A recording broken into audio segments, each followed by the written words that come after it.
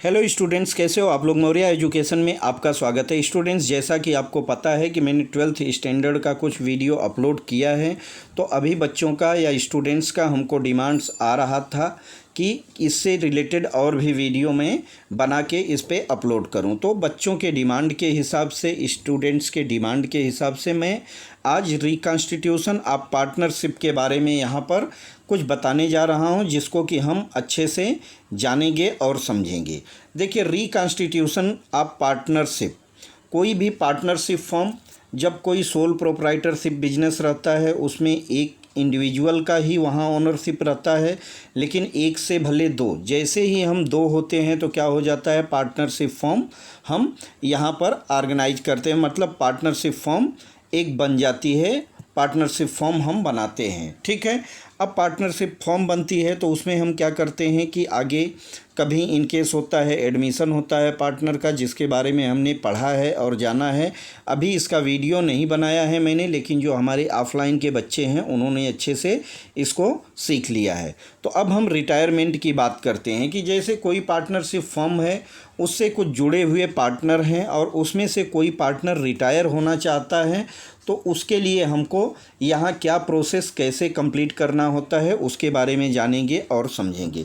तो उसका हमको यहाँ इंट्रोडक्शन पार्ट पढ़ना है, चैप्टर नंबर 4। तो 1 पॉइंट इंट्रोडक्शन है, सेकंड है न्यू रेशियो पढ़ना है, थर्ड वन है गेन रेशियो, कि जो ओल्ड पार्टनर रहेंगे, बचे हुए पार्टनर रहेंगे, उनको गेन रेशियो में क्या बेनिफिट मिलता है, ट्रीटमेंट ऑफ गुडविल पढ़ेंगे, ट्रांसफ़र ऑफ रिजर्व फंड और जनरल रिजर्व के बारे में हम पढ़ेंगे, revaluation of assets and reassessment of liabilities पढ़ेंगे, जिसमें अगर प्रॉफिट होगा तो प्रॉफिट जितने भी पार्टनर रहेंगे सब में बटेगा। इन केस अगर लॉस होता है तो लॉस भी उसमें जो रेशियो रहेगा उसमें हम इनको बांटते हैं, उससे उतनी उनकी कैपिटल को हम डेबिट करते हैं। एडजस्टमेंट ऑफ कैपिटल, कैपिटल को भी हम एडजस्टमेंट करना सीखेंगे यहाँ पर। और टोटल पेबल अमाउंट, जो रिटायरिंग पार्टनर है उसको हम टोटल अमाउंट कैसे पे करते हैं उसके बारे में ही भी हम जानेंगे और समझेंगे। तो रिटायरमेंट के लिए जो पार्टनर रिटायर होता है उसको हम या तो कैश पेमेंट कर सकते हैं या बैंक से पेमेंट कर सकते हैं, या लोन अकाउंट क्रिएट करके हम उसको रीपेमेंट कर सकते हैं, जिसके बारे में हम यहाँ पर पढ़ेंगे और समझेंगे। देखिए, जब इतना हम पढ़ लेंगे समझ लेंगे तो हमको नॉलेज क्या क्या गेन हो जाएगा। The student will be able to, क्या क्या उसको समझ में आने लगेगा। Understand the meaning of retirement of partners in partnership business, उसको समझ में आ जाएगा। Learn to calculate various ratio connected to retirement of partnership, वो समझ लेगा। Understand the treatment of goodwill, goodwill को हम कैसे ओपन करते हैं, कैसे रिटेन ऑफ करते हैं, उसके बारे में भी उसको अच्छे से नॉलेज मिल जाएगा।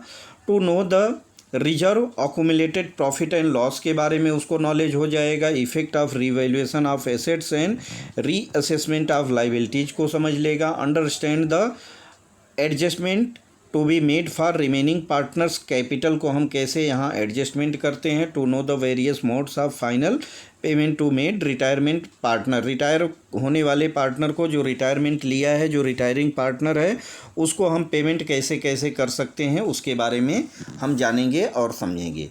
तो बच्चों, यहाँ पर देखिए, इंट्रोडक्शन में हमको दिया हुआ है, बहुत सिंपल तरीके से समझाया गया है कि when one member cease to be a partner and the remaining partner continue carry to the business, जब एक पार्टनर क्या है, पार्टनरशिप फर्म को छोड़ के जाता है और बाकी जो रिमेनिंग जो बचे हुए पार्टनर रहते हैं उस बिजनेस को कंटिन्यू करते हैं, तो इसको हम क्या बोलते हैं, retirement of a partner.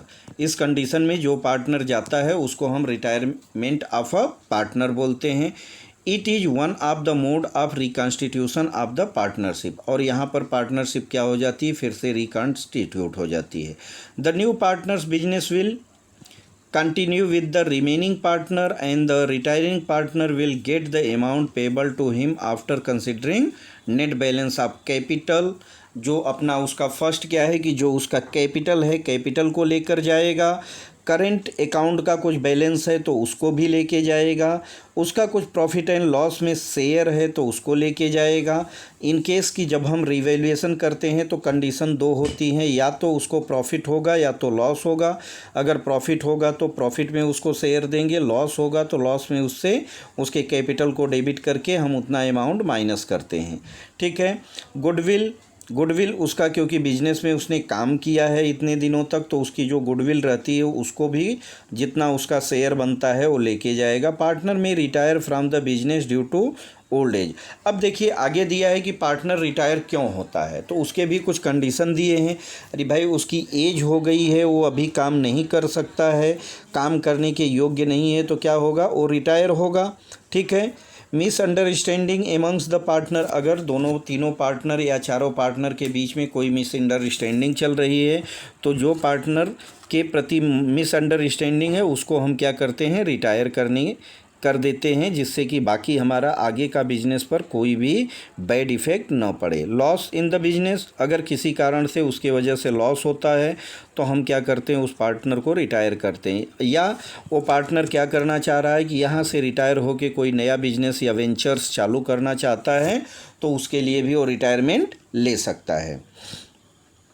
A partner may retire, partner जब रिटायर होगा तो उसकी कुछ कंडीशन होते हैं। By giving notice to remaining partners in case of partnership as will, जब कोई पार्टनर रिटायर होना चाहता है तो उसको क्या करना होता है, पहले जो रिमेनिंग पार्टनर है उसको इन्फॉर्म करना पड़ता है, उसके साथ मीटिंग करके बैठ के बात करके उस रिजल्ट को या जो भी आगे के प्रोसेस हैं उसको फॉलो करना पड़ता है, कंप्लीट करना पड़ता है। In accordance with the agreement by the partner, अगर पार्टनरशिप एग्रीमेंट है और उसमें कुछ रूल दिया है तो अकॉर्डिंग टू रूल्स हम एग्रीमेंट के रिटायरमेंट ले सकते हैं।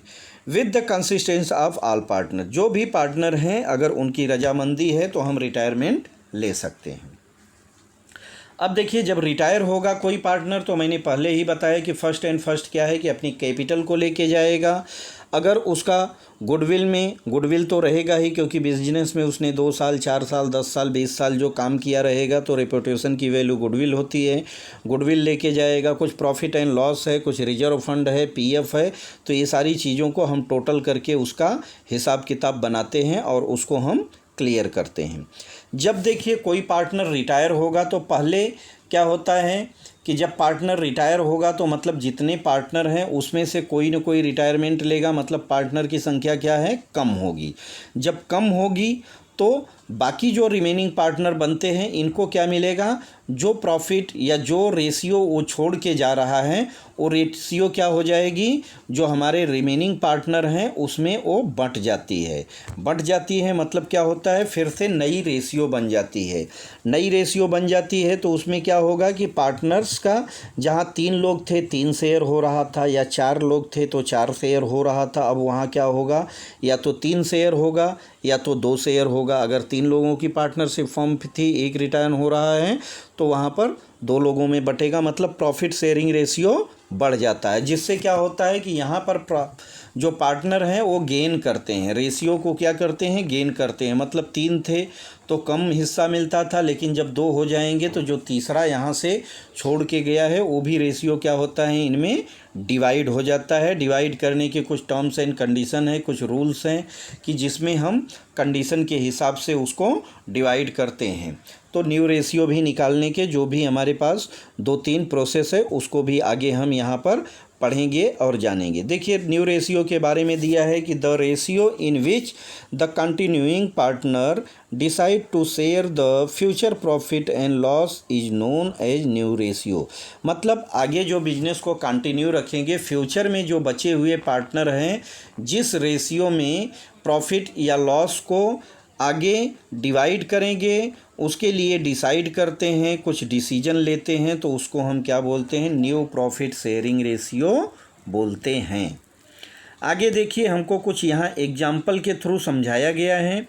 तो एग्जाम्पल में आप देखेंगे बच्चों तो हमको दिया है कि फर्स्ट वन एग्जाम्पल देखते हैं, ABC क्या है, ABC 3 पार्टनर हैं यहाँ पर और 3 लोग क्या करते हैं, प्रॉफिट एंड लॉस को 4:2:1 के रेशियो में डिवाइड करते हैं। तो यहाँ पर बहुत सिंपल दिया है कि 3 पार्टनर हैं और तीनों का प्रॉफिट शेयरिंग रेशियो जो पास्ट में डिवीज़न करते थे, जो पहले बिजनेस चलते आ रहा था, उसका रेशियो हमको दिया है। मतलब क्या दिया है? ओल्ड रेशियो दिया है। इफ़ बी रिटायर्स, अब यहाँ पर क्या हो रहा है कि बी रिटायर हो रहा है। जब बी रिटायर हो रहा है, what will be the new profit sharing ratio, आगे का बोल रहा है कि इनका प्रॉफिट शेयरिंग रेशियो क्या होगा। देखिए ऐसे क्वेश्चन में तो बहुत सिंपल है, इतना सिंपल है कि आपको कुछ भी कैलकुलेशन करने की ज़रूरत नहीं है, क्योंकि यहाँ पर आगे जो गेनिंग रेशियो है उसके बारे में कुछ भी नहीं बोल रहा है। सीधा सीधा क्या बोल रहा है कि एक पार्टनर रिटायर हो रहा है, तो बाकी जो पार्टनर बचे, जो रेशियो है उसी रेशियो में आगे का फ्यूचर का जो भी प्रॉफिट एंड लॉस होगा इन लोगों में डिवाइड होगा। तो पहले प्रॉफिट रेशियो क्या था? देखिए यहाँ पर हमको क्या दिया है, रेशियो में दिया है, तो हम पहले रेशियो को जोड़ लेते हैं। तो 4 + 2 + 1 कितना हुआ? 4 + 2 6 हुआ, +1 7 हुआ। तो ए का रेशियो है 4/7, बी का है 2/7 और सी का है 1/7। इसमें रिटायर हो रहा है बी, तो जो बी है ना, तो बी के आप रेशियो को कैंसिल कर दीजिए। मतलब जो 2 दिख रहा है ना, तो 2 को पूरी तरह आप कैंसिल कर दिए, बचे जो हैं उन्हीं में इसका डिवीज़न हो जाएगा। तो नया रेशियो हमारा क्या बचेगा? जो यहाँ पर रेशियो दिख रहा है वही नया रेशियो हो जाएगा। तो देखिए 4, 2 और 1 का रेशियो है, इसमें बी रिटायर हो रहा है, तो बी का शेयर कितना है? 2 पार्ट है, तो हम 2 को कैंसिल कर देंगे, तो बचेगा क्या हमारे पास? 4 और 1 बचता है। क्या बचता है? 4 और 1 बचता है। अब देखिए यही इनका नया प्रॉफिट शेयरिंग रेशियो हो जाएगा। यही आगे अब 4:1 के केस में ये लोग क्या करेंगे? आगे का फ्यूचर का प्रॉफिट डिवाइड करेंगे। तो यहाँ आपको कुछ भी कैलकुलेशन नहीं करना है। जो भी पार्टनर बाहर जा रहा है, अब मान लीजिए जैसे इसी एग्जाम्पल में देखिए कि मान लीजिए अगर ए रिटायर होता तो क्या होगा? 4 को हम कैंसिल कर देते, बचता क्या हमारा? 2 और 1। तो प्रॉफिट शेयरिंग रेशियो बी और सी का क्या हो जाता? 2:1 हो जाता। सी अगर रिटायर होता तो क्या होता? ए और बी बचे रहते, तो ए का 4 है और बी का 2 है, तो 4:2, और इसको और सिंपलेस्ट फॉर्म में करते तो 2:1 हमारा प्रॉफिट शेयरिंग रेशियो आ जाता। एक बात हम यहाँ पर और देखेंगे, क्वेश्चन नंबर 2 जो दिया है, इसके आगे जो गेन बेनिफिट रेशियो है हम नेक्स्ट वीडियो में इसको क्लियर करेंगे। देखिए सेकेंड वन दिया है XYZ share profit and loss equally. आगे बता रहा है कि 3 पार्टनर हैं, कौन कौन है? ए यहाँ पर XYZ दिया है, जिनको जो प्रॉफिट और लॉस को इक्वल में डिवाइड करते हैं। ठीक है, पहले का उनका प्रॉफिट शेयरिंग रेशियो क्या है? इक्वल का बता रहा है। इसमें से जेड रिटायर हो रहा है। कौन रिटायर हो रहा है?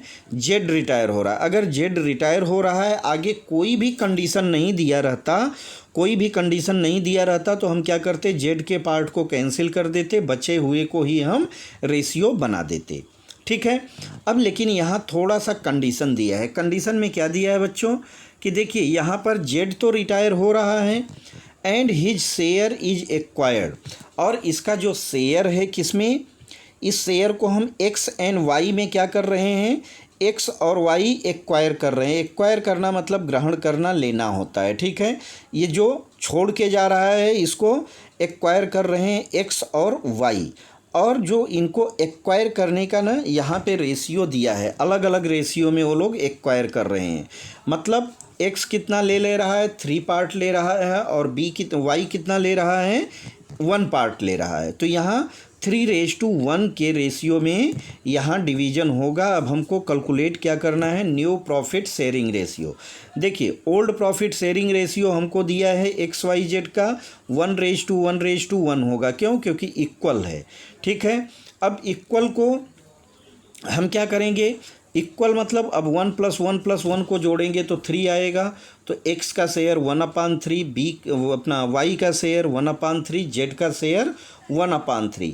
अब छोड़ के जाने वाला कौन है? बी रिटायर हो रहा है, सॉरी जेड रिटायर हो रहा है। तो जेड रिटायर हो रहा है तो उसका शेयर कितना है? 1/3 है। और यही 1/3 क्या है? किस में बटेगा बच्चों? जो कि एक्स और वाई में बटेगा। और जो बटेगा यही क्या है, इनका गेनिंग रेशियो है। तो गेनिंग रेशियो किस में डिवाइड हो रहा है, गेनिंग रेशियो को हम कैसे निकालेंगे, जो यहाँ पर एक्वायर करने का रेशियो दिया है।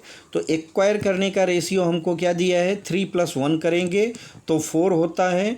3/4 एक्स के खाते में जाएगा और 1/4 किस में जाएगा, वाई के खाते में जाएगा। देखिए बहुत सिंपल तरीके से यहाँ दिया है कि जेड का शेयर एक्वायर कौन कर रहा है, एक्स और वाई कर रहा है, और कौन से रेशियो में, 3:1 के रेशियो में कर रहा है।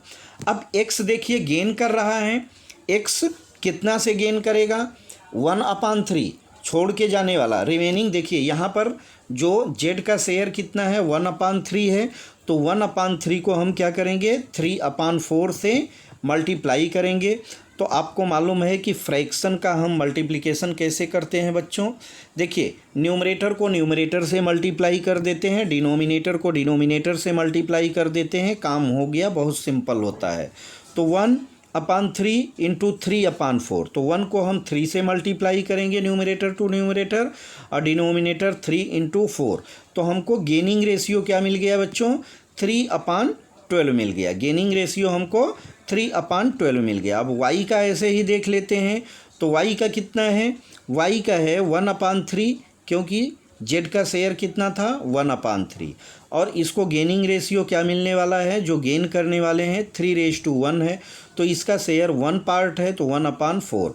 1 को 1 से मल्टीप्लाई करा हमने तो 1 मिला, और 3 4 जा 12 मिला। तो ये हो गया किसका, गेनिंग रेशियो। अब देखिए न्यू रेशियो हमसे पूछा जा रहा है। तो न्यू रेशियो इक्वल टू क्या होता है, न्यू रेशियो बढ़ जाता है। बढ़ेगा कैसे, कि जब हमारा ओल्ड रेशियो में हम गेन को ऐड कर देंगे तो हमको न्यू रेशियो मिल जाएगा। या अगर गेनिंग रेशियो पूछा रहता, गेन रेशियो पूछा रहता, तो हम क्या करते, न्यू रेशियो मतलब पार्टनर छोड़ के चला गया है, हमारा शेयर बढ़ गया है, तो हम new ratio minus old ratio कर देते हैं, तो हमको गेन का रेशियो मिल जाता है। लेकिन यहाँ हमसे न्यू प्रॉफिट शेयरिंग रेशियो पूछा गया है। तो new profit sharing ratio equal to क्या होगा बच्चों, जो हमारा ओल्ड रेशियो है प्लस गेन रेशियो को ऐड करेंगे। तो देखिए 1/3 + 3/12 करेंगे, एलसीएम लेंगे 3 और 12 का, तो 12 आता है एलसीएम। अब 3 से हम डिवाइड करेंगे 12 को, 3 4 जा 12, 4 1 जा 4, और यहाँ 12 से भाग देंगे तो 12 1 जा 12, 1 3 जा 3, तो 4 + 3 कितना हो गया, 7 हो गया, 7/12। तो x का न्यू रेशियो क्या आ जाएगा बच्चों, 7/12 आ गया। ऐसे ही y का निकाल लेते हैं कि पहले उसको 1/3 मिलता था, अभी उसमें गेन कितना कर रहा है, 1/12 से कर रहा है। तो 1/12 को ऐड करेंगे तो 5/12 मिल रहा है। जब हमारा डिनोमिनेटर बराबर हो जाता है तो हमको रेशियो में अगर लिखना है तो जो वैल्यू है उसी को हम न्यूमरेटर से रेशियो दिखा देते हैं। तो 7